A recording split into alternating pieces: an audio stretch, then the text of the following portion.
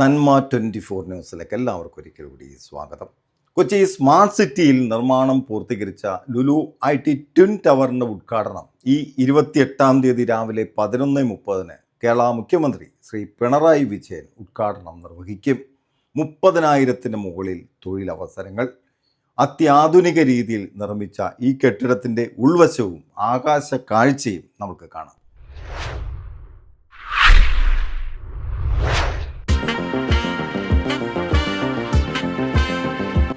1500 കോടി രൂപ മുടക്കി 35 ലക്ഷം സ്ക്വയർ ഫീറ്റിൽ 30 നിലകളിലായി 30,000-ൽ പരം തൊഴിലവസരങ്ങൾ, 4,500 കാർ പാർക്കിംഗ്.